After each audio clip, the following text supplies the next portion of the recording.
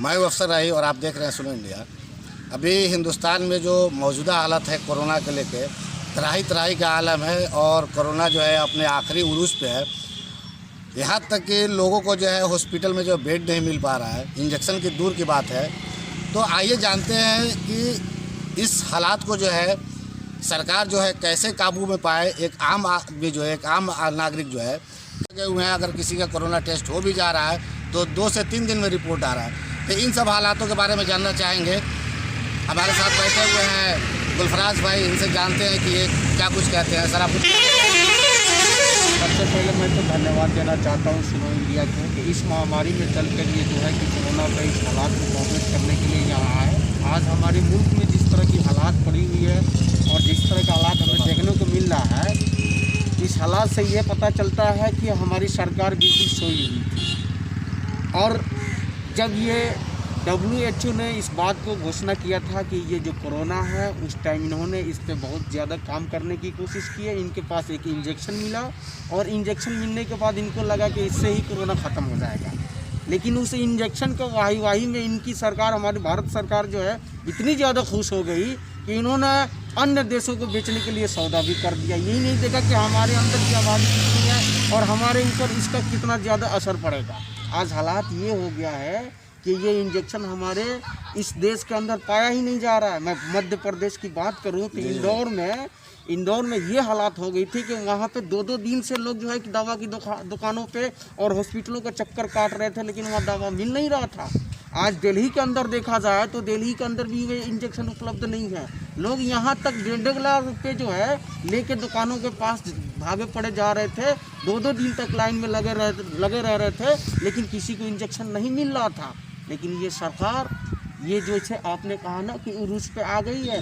मैं इन्हीं की हालातों पे मैं शायरी के माध्यम से अपनी बात को जाहिर करना चाहता हूँ कि कितनी कंजर्व है ये गुब्बारे कि थोड़ी सी सांसों में फूल जाती है, जब तख्त उरूज पे जाती है तो अपनी औकात को भूल जाती है। इनको एक इंजेक्शन मिल गया, ये अपनी औकात भूल गए थे और पूरे मुल्क में ये मोदी का जो है क्या अपना बिल्ला चमकाने के लिए, अपना मुहर चमकाने के लिए अन्य मुल्क से सौदा कर दिया और इन्होंने अपने मुल्क के लोगों को इंजेक्शन नहीं दिया और मुल्कों के लोगों को जो है कि इंजेक्शन बेचने और देने की काम करने लगे। सर आपसे एक चीज़ और जानना चाहेंगे। जहाँ सरकार या जो कह रही है या कोरोना का जो प्रोटोकॉल है कि आदमी जो है मास्क पहने, सोशल डिस्टेंसिंग मेंटेन करे, हाथ धोए, मुँह धोए, लेकिन आप देख रहे होंगे इस जहाँ कोरोना अपने उरूज पे है वहीं जो है देश के अंदर बहुत जगह चुनाव हो रहा है और कई पार्टियां चाहती भी है कि चुनाव एक डेट में करके ख़त्म कर दिया जाए, लेकिन ये भी जो है चुनाव आयोग जो है इसको जो है संज्ञान में नहीं ले रहा है और ना ही चाह रहा है कि जो है चुनाव एक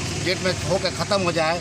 तो कहीं ना कहीं लोग भी सोच रहे हैं कि आखिर क्या वजह है कि जो है बंगाल में चुनाव हो रहा है तो वहाँ कोरोना नहीं है, लेकिन आम और अदर स्टेटों में जो है कोरोना को लेकर जो है इतनी ये जो है बताया जा रहा है और जो है आम आदमी को जो है पुलिस पीट भी रही है मास्क वगैरह। इसको आप कैसे देखते हैं? सबसे पहले तो मैं ये चुनाव के मसले पे एक मसला मैं ये भी कहना चाहता हूँ कि यहाँ नासा भी है, बहुत सारे वैज्ञानिक भी हैं, बहुत सारे रिसर्च डेवलपर का और बहुत सारे जो है कि लैब भी है यहाँ पे।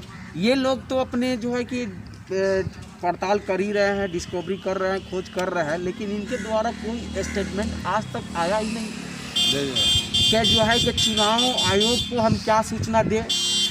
हालांकि जो है इस बीमारी पे जो रिसर्च कर रहे हैं उनको पता है कि ये महामारी कितनी घातक है, इसमें कितनी दूरी बनाना चाहिए और कितनी जो है कि हम एक दूसरे से जो है कि महफूज रहें। इस मसले पे उन्होंने चुनाव आयोग को या सुप्रीम कोर्ट को या हमारे मौजूदा सरकार को उन्होंने तो कोई कमेंट ही नहीं किया। हमें तो लग रहा है कि वो खामोश है, पता नहीं वो चुनाव आयोग के डर से खामोश है कि सुप्रीम कोर्ट के डर से खामोश है कि मौजूदा सरकार से खामोश है। अगर मैं किसी चीज़ के बारे में अगर मैं जानकारी रखता हूँ तो मुझे ये फ़र्ज़ बनता है कि मैं सबको वो इन्फॉर्मेशन दूँ, उसके बारे में इतला करूँ। अब रही बात चुनाव आयोग को, तो चुनाव आयोग को हमें समझ में नहीं आ रहा है कि उनके लिए पार्टी ज़्यादा मतलब विशेष है या चुनाव ज़्यादा विशेष है, हमें समझ में नहीं आ रहा। अगर या तो वो बीजेपी को समर्थन कर रहे हैं तो इसलिए वो चुनाव को नहीं रुकवा रहे हैं, या उनका चुनाव ही सबसे ज़्यादा प्रिय होगा इसलिए वो किसी पार्टी को भी या किसी लीडर को वो डायरेक्ट नाम लेकर चुनाव बंद करने की कोशिश नहीं कर रहे हैं। ममता बनर्जी अभी पश्चिम बंगाल में बोली है कि 2 चरण के चुनाव मैं चाहता हूं कि एक ही साथ खत्म हो जाए। जी जी जी। लेकिन इस पे चुनाव आयोग का कोई कमेंट नहीं आया, बस सही। हमारे गृह मंत्री का कोई कमेंट नहीं आया, हमारे जो भाजपा के या अन्य पार्टी के कोई भी बड़े लीडर का कोई कमेंट नहीं आया। एक चीज़ और सर आपसे जानना चाहेंगे, लोग जो अभी इंजेक्शन या ऑक्सीजन जो चिल्ला रहे हैं या बेड के लिए जो चिल्ला रहे हैं, तो आप पिछले 5-7 सालों से देखे होंगे या 10-20 सालों से देख रहे होंगे कि हिंदुस्तान की जनता जो है आपस में हिंदू मुसलमान को लेकर लड़ती रहती है। कभी यहाँ की जनता जो है विकास के लिए लड़ा ही नहीं, तो कैसे सरकार जो है आपको जो है सही टाइम पे जो है इंजेक्शन या बेड या इस तरह की जो चीज़ मुहैया कराए? आप तो लड़ते हैं जाति के नाम पे, आप वोट देते हैं जाति के नाम पे, तो फिर सरकार से कैसे उम्मीद करते हैं? देखिए, आपने बहुत अच्छा सवाल किया। सबसे पहले तो मैं ये कहूँगा कि जब यहाँ जर्रे जर्रे से और कतरे कतरे से ही गड़ा भरता है, मैं अपने ही विधानसभा और लोकसभा क्षेत्र की ही बात करता हूँ, फिर मैं पूरे मुल्क की बात करूँगा। मैं जब रामनगर का मुआयना किया तो रामनगर जो है कि स्वास्थ्य केंद्र के अंदर जब मैंने गया तो देखा कि सिर्फ हॉस्पिटल को सैनिटाइजर किया जा रहा है। वहाँ पे कोई बेड का इंतज़ाम नहीं हुआ है, ना वहाँ पे कोई फैसिलिटी है। एक नॉर्मली डिलीवरी जो होता है, जो उल्टा डिलीवरी रहता है, तो अगर वैसा पेशेंट रामनगर हॉस्पिटल में जाता है तो कहता है कि ये उल्टा डिलीवरी है, इसको तुम जो है कि बेतिया लेके जाओ, भेज देता है। उसके कंट्रोल में ही रहता ही नहीं है। यहाँ तो ऑक्सीजन भी उपलब्ध नहीं है। तो जिन्होंने जात मजहब को देखकर सांसद को चुना, विधायक को चुना, आज नहीं चुना, इस 2019 में नहीं चुना, ये 2020 में नहीं चुना, सदियों से चुनते हुए आया। और कितने लोग आए गए, उन्होंने रामनगर को उप स्वास्थ्य केंद्र को क्या तरक्की कराया। जी जी।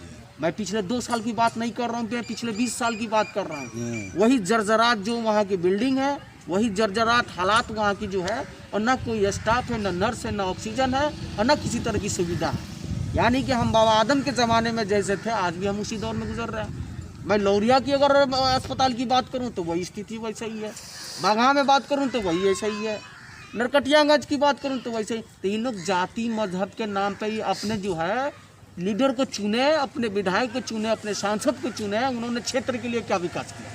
सर एक चीज़ और बताइए, पिछली मरतबा जो कोरोना आया था तो उस टाइम जो है आधी से ज़्यादा आबादी है, यहाँ तक कि कई पार्टियाँ और सरकारें भी जो है प्रूफ करने में लगी रह गई कि जो ये कोरोना जो है मुसलमान फैला रहे हैं। और आपको याद होगा कि एक वीडियो जो है खूब ताकत से वायरल किया गया था और जन जन के दिमाग में घुसाने की कोशिश किया गया था कि वाकई जो है मुसलमान जो है नोट फेंक के भी जो है कोरोना फैला रहा है। एक पेट्रोल पंप पे जो एक आदमी दाढ़ी टोपी लगाया हुआ था, पेट्रोल डलाने गया था, जब पैसे दे रहा था तो उसके पैकेट से जो पैसे गिर गया, तो उसको उस वीडियो को भी खूब वायरल किया गया था कि देखिए मुसलमान कैसे जो है नोट गिरा के, नोट फेंक के, ताकि पब्लिक नोट उठाए और उसको कोरोना हो। अब आज जो है 2021 में अब देखें, जो मुसलमान अब कह रहे हैं कि आखिर हमारे मस्जिदों को जो है ताला लगा दिया गया, नमाज़ पढ़ने पे जो है पाबंदी लगा दी गई, और कुंभ मेला जो है वैसा ही जो है हो रहा है। तो कहीं ना कहीं अब हिंदू और मुसलमान दोनों के बीच में अब मतभेद हो रहा है कि ये सरकार जो है जाति के नाम पे ही एक्शन ले रही है, कोरोना के नाम पे एक्शन नहीं ले रही है कि कोरोना को कैसे ख़त्म किया जाए, कैसे कंट्रोल किया जाए। आज आप मुस्लिम आबादी के बीच में जाइएगा तो ये आम मुसलमान भी यही कह रहा है कि आखिर क्या हो जाएगा, कुंभ का मेला लगा हुआ है, लोग जो है लाखों करोड़ों लोग जो है हमारे स्नान करने आ रहे हैं। इस चीज़ को आप कैसे देखते हैं? सबसे पहले तो मैं बताना चाहता हूँ, ये जहाँ से कोरोना का मामला शुरू हुआ था, तबलीगी मरकज़ के जो जमाती थे उनको जो है कि हज़रत निजामुद्दीन को बंद किया गया और उनको जमातियों को जो है कि वो ले आकर क्वारंटाइन किया गया। उस टाइम भी मीडिया में एक बात चली हुई थी कि जो है कि तबलीगी जमात के लोग हैं वो जो है डॉक्टरों पे थूकते हैं। कल का ही एक रिपोर्ट है, कल का ही मैंने देखा हरिद्वार में 22 साधु जो है क्वारंटाइन सेंटर में उनको लाया गया, कोरोना पॉजिटिव थे वो लोग, और वहाँ से क्वारंटाइन सेंटर से कूद के भाग गए। कहीं ना कहीं किसी जाति को जो है आप नीचा दिखा रहे हैं और किसी एक जाति को जो है कि अच्छे दिखा रहे हैं, लेकिन जो सच्चाई है, जो पर्दे के पीछे की सच्चाई है, उसको आप लोग सामने नहीं ला रहे हैं। ये जो गोदी मीडिया है वो सामने नहीं ला रहा है। तो ये जो वक्त है ना, कहा जाता है कि सच कितना भी छुपा लो, एक वक्त ऐसा आता है ना कि सच की पूरी पर्दाफाश हो जाती है। तो वो सच जो है पिछली बार तबलीगी जमात को लेकर और हज़रत निजामुद्दीन को लेकर और ख़ास करके मुसलमान तबके को लेकर जो उन्होंने अफवाह गोदी मीडिया ने फैलाया था, आज ये कुंभ के मेला गवाही दे रहा है कि एक दिन में 30-30 लाख लोग अपने आस्था के लिए शाही स्नान करने के लिए जा रहे हैं। और जब हजरत निजामुद्दीन में केवल 200 लोग 5 मंजिल इमारत के अंदर रहते थे तो उनसे कोरोना फैलती थी, और आज एक दिन में 30 लाख जो है ये लोग शाही स्नान कर रहे हैं, तो इनसे कोरोना नहीं फैलने। ये कोई वैज्ञानिक है?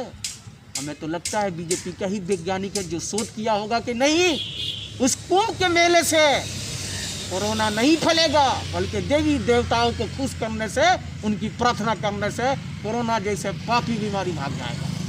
ये भारतीय जनता पार्टी का कोई वैज्ञानिक ही बता सकता है, हिंदुस्तान का कोई वैज्ञानिक नहीं बता सकता। सर आखिरी सवाल लेंगे आपसे, आखिरी चीज़ जानना चाहेंगे।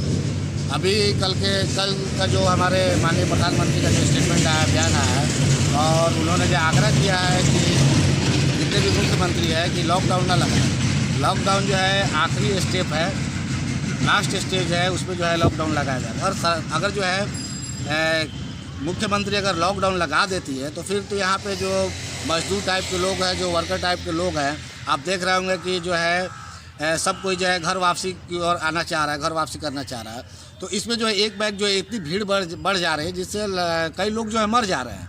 तो आप क्या चाहते हैं, मैंने वर्कर को कुछ संदेश देना चाहते हैं? मैं तो सबसे पहले ये बताना चाहता हूँ कि लॉकडाउन जो नहीं लगेगा तो सरकार ये अंतिम जो रूप रखी हुई लॉकडाउन लगाने की, इससे पहले ही हम लोगों में क्या संयम और समझदारी रखा जाए, सरकार ही बता दे, हमें वो तरीका बता दे।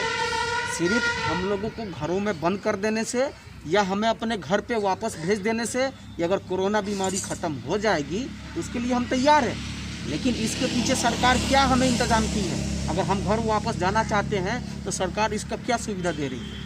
हम वापस घर वापस जा रहे हैं, 200 रुपये दहाड़ी कमाने वाले हैं, एक दिन में हम 200 रुपये कमाते हैं, उसी से हमारा परिवार चलता है, 2 वक्त का खाना चलता है। अगर हम घर वापस चले जा रहे हैं, वो सुविधा दे रही है, हमको ट्रेन दे रही है, उससे भी चले जा रहे हैं, 1 महीना तक 2 महीना तक ये बीमारी का महामारी चलता रहेगा, सरकार हमको क्या देगा? तो आप सरकार से क्या चाहते हैं? सरकार से हम यही चाहते हैं कि जो गरीब तबके के लोग हैं, जो अगर वापस घर जा रहे हैं तो उनको कम से कम 2 वक्त का खाना मिलना चाहिए। ये 5 किलो राशन और 5 किलो आटा से उसका गुजारा नहीं चलेगा, क्योंकि देहात क्षेत्र में भी अगर कोई बलुआ मजदूर हो, अगर हम भवन का निर्माण करा रहे हैं तो प्रशासन, लोकल प्रशासन आपका निर्माण कराने नहीं देंगे, कहेंगे कोरोना काल है, यहाँ पे जो है कि बहुत अधिक जो है मजदूरों को लेकर काम कर रहे हो, वो भी जो है कि काम हमारा बंद करवा देंगे, जिससे जो है कि एक आम मजदूरा का भी मजदूरी चला जाएगा। तो घर पे भी बेरोजगारी है और जिस तरह से ये महामारी है, इन दोनों के हालात को देखते हुए एक आम मजदूर को जो ज़िंदगी बहुत बदतर हो चुकी है, इस पर राज्य सरकार और केंद्र सरकार को पूरा ध्यान देना चाहिए। और जब तक राज्य और केंद्र सरकार इस पर ध्यान नहीं दे रही है, तब तक जो है इस जिला के जो जिला पदाधिकारी है वो सबसे पहले सर्वप्रथम कदम उठाए और इन जैसे जो है मजदूर और गरीब लाचार लोगों के लिए मदद करें। सर अभी हम बिहार में बैठे हुए हैं और अभी बिहार के अंदर जो है पंचायत का चुनाव होने वाला है, तो कहीं से भी कहीं नहीं लगा कि कोई कैंडिडेट जो चाह रहा हो, चाहे मुखिया प्रत्याशी हो, चाहे जिला परिषद हो, चाहे मुखिया हो, वो कहीं से आवाज़ नहीं उठाया कि कोरोना काल में जो चुनाव को जो स्थगित किया जाए, जब तक कोरोना ख़त्म नहीं होता है तब तक चुनाव ना हो। आप इस चीज़ को कैसे देखते हैं? सबसे पहले तो मैं बताना चाहता हूँ, ये पंचायती चुनाव है, ये ग्राम या जो हमारे गांव इलाका है इसका विकास का काम होता है। इसमें विकास का काम में आपका होता क्या है कि नाला, सड़क, भवन, इसका निर्माण होता है। तो अगर हमारी ज़िंदगी ही नहीं रहेगी तो हम नाले में पानी कैसे बहाएंगे, हम सड़कों पे चलेंगे कैसे, हम भवन में रहेंगे कैसे? सबसे पहले तो हमारी ज़िंदगी बचानी है। जी। और रही बात जो रोज़मर्रे की ज़िंदगी में जो हमारा भोजन है, जो भेजा है, जैसे कि हमारे यहाँ के जो पैक्स अध्यक्ष है, वो डीलर हैं, वो लोग राशन का वितरण करते हैं, तो उनको इस चुनाव से कोई लेना देना नहीं है, उनका चुनाव अलग है, उनका विभाग अलग है। जी। और कल तक जो है कि बिहार 15वां नंबर में था जो कोरोना प्रभावित राज्य में। जी। लेकिन धीरे धीरे उन्होंने संयम और समझदारी जो अगर उन्होंने लगाया आज 11 नंबर उनका स्थान मिला हुआ है। इस तरह से देखा जाए तो बिहार की स्थिति अन्य राज्यों से थोड़ा सही है। अगर इस दरमियान पंचायती चुनाव कराया जाएगा तो उससे जो है कि हम एक बात बताना चाहते हैं कि लोकतंत्र में सबसे धूमधाम से मनाने वाला पर्व जो है पंचायत चुनाव ही होता है। क्षेत्र कम होता है लेकिन दिलचस्पी, लगन और जोश जज्बा यहाँ के जन जन के लोगों में होता है। उनकी जितनी क्षेत्र होती है उनका 99% लोग जो है पूरी तरह से उत्साहित होता है कि इस पर्व को हम धूमधाम से मनाएं। तो उसमें जो है कि सोशल डिस्टेंस का जो पालन होगा वो बिल्कुल नहीं हो पाएगा, बिल्कुल ख़त्म हो जाएगा और इससे जो है कि संक्रमण फैलने का बहुत ही ज़्यादा चांस रहेगी। तो मेरा प्रार्थना यही है, मेरा रिक्वेस्ट यही है कि जितने भी प्रतिनिधि लोग हैं अपने मार्फत से ये आवाज़ उठाए और अपने ज़िले के जो है जिला पदाधिकारी को चिट्ठी लेकर इस बात को इतला करे, खबर दे कि कोरोना का महामारी के चलते हमारी चुनाव को स्थगित किया जाए। जब तक हालात सही नहीं हो जाता है तब तक चुनाव ना कराए। चाहे कोई भी पार्टी हो, कोई भी कैंडिडेट हो, चाहे जिला परिषद को हो, मुखिया का हो, भाजपा का, जेडीसी का हो, वगैरह कोई भी हो, सबको यही आवाज़ होना चाहिए। मेरा सोच यही है, मेरा मानना यही है कि जब तक कोरोना जैसी महामारी के हालात सही नहीं होता तब तक इसमें चुनाव बिल्कुल भी नहीं होगा। सुनो इंडिया के माध्यम से मैं भी एक बात कहना चाहूँगा कि हम जहाँ पे भी हैं अपने आसपास के लोगों का ख्याल रखें और मास्क पहने, सोशल डिस्टेंसिंग मेंटेन करें और ये भी ध्यान रहे कि हमारे बगल में कोई आदमी जो है भूखा ना सोए, भूखा ना मरे। ये हम सब का दायित्व बनता है। हम सिर्फ सरकार के भरोसे ना रहें, एक टीम बनाएं और एक अच्छा टीम वर्क काम करें ताकि हमारे आसपास का कोई भी आदमी जो है भूखा ना मरे। सुनो इंडिया से बात करने के लिए शुक्रिया। बहुत बहुत